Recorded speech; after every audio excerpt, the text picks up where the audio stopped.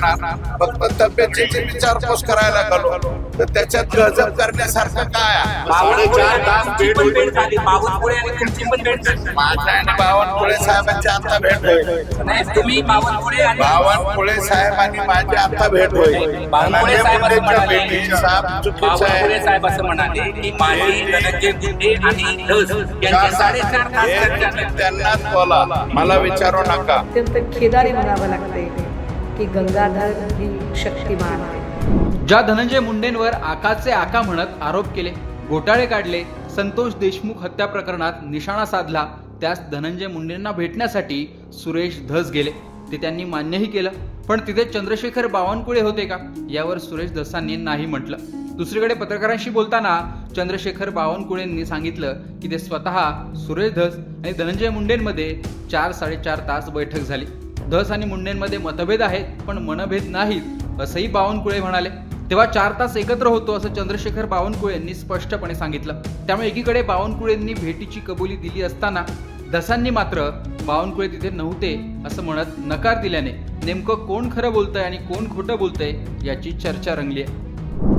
Admit केलं. दुसऱ्या दिवशी झाकून लपून नाही, दिवसा म्हणजे मी त्यांच्या स्वतःच्या निवासस्थानी भेटायला गेलेलो आहे. त्यांच्या निवासस्थानी भेटलं. तब्येतीची विचारपूस करायला, तब्येतीची विचारपूस आणि लढा हे 2 वेगवेगळे प्रकार आहेत. लढ्यामध्ये आम्ही त्यांच्या विरोधातच राहणार. फक्त तब्येतीची विचारपूस करायला गेलो तर त्याच्यात गजब करण्यासारखं काय आहे? बावनकुळे आणि तुमची पण भेट झाली. बावनकुळे आणि तुमची पण भेट झाली. माझ्या आणि बावनकुळे साहेबांची आता भेट होईल. नाही, तुम्ही बावनकुळे आणि बावनकुळे साहेब आणि माझी आता भेट होईल. बावनकुळे साहेब असं म्हणाले, चुकीचं आहे. बावनकुळे साहेब असं म्हणाले की माझी धनंजय मुंडे आणि धस यांची 4.5 तास चर्चा झाली. त्यांनाच बोला, मला विचारू नका. मी जे परवा त्यांना भेटायला गेलेलो आहे ते धनंजय मुंडे यांच्या तब्येतीची चौकशी करायला गेलेलो आहे. आणि तब्येतीची चौकशी करणं याच्यात गैर नाही. संतोष देशमुखचा लढा आणि तब्येतीची चौकशी याच्यामध्ये कसल्याही प्रकारचं काही संबंध नाही. कृपया जोडू नये.